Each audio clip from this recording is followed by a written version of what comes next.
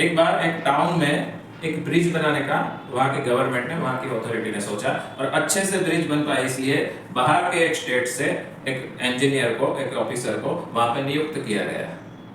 वो इतनी ज्यादा अच्छे से हिंदी नहीं जानते थे, पर क्योंकि काम करना था उन्हें हिंदी भाषी लोगों के साथ, तो थोड़ी बहुत टूटी फूटी हिंदी वो बोल लेते थे और थोड़ा बहुत इंग्लिश वर्जन में हिंदी लिख भी लेते थे।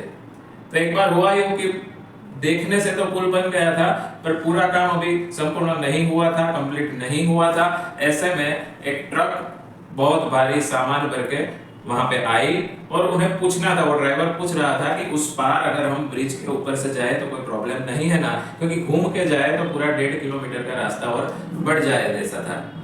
तो वो ड्राइवर ने वहां जो सिक्योरिटी थी वहां उनको पूछा कि भाई मैं ब्रिज पे से जा सकता हूँ, तो बोले मैं साहब को पूछ के आता हूँ। अब वो जो बंदा था वो भी सिक्योरिटी वाला भी नेपाली, वो भी हिंदी तो जानता था पर टूटी फूटी, और उसको इतने सालों के एक्सपीरियंस से उसके मन में ये बस चुका था कि भाई लिखावट में काम करने का, मुंह से नहीं।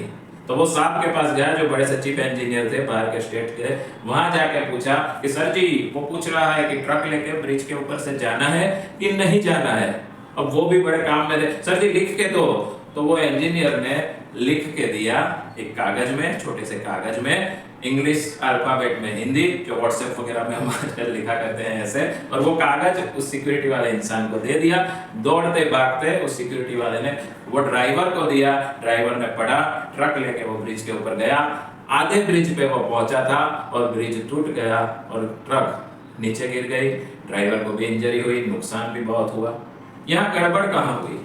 उस चीफ इंजीनियर को पता चला कि ऐसा कुछ वाकया हुआ है, वो भी एकदम से अचंभित हो गया कि हुआ क्या, मैंने तो अच्छे से मैसेज दिया था। फिर वहां से एक हिंदी भाषी भाई निकल रहा था, उसने देखा कि यहाँ गड़बड़ कहाँ हुई, तो प्रॉब्लम एक ही हुई थी, कोमा की।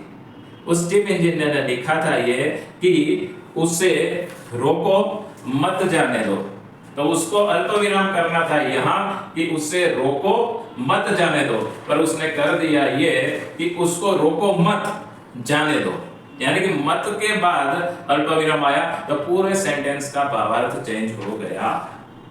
कहानी का तात्पर्य कि हमारी लाइफ में, समाज में, परिवार में, संगठन में, ट्रस्ट में, कंपनी में कई बार ऐसा होता है कि बात तो हम अच्छे से सही कहना चाहते हैं, पर कहीं पे कोमा, ये कोमा, अल्प विराम, पूर्ण विराम, कहाँ पोज देना है, किस शब्द को ज्यादा हमें एक्सपोज करना है, ये सिर्फ लिखने में नहीं बोलने में भी ध्यान रखने जैसी बात है। और इसके कारण कई बार रिश्ते बनते हैं, कई बार बिगड़ते हैं।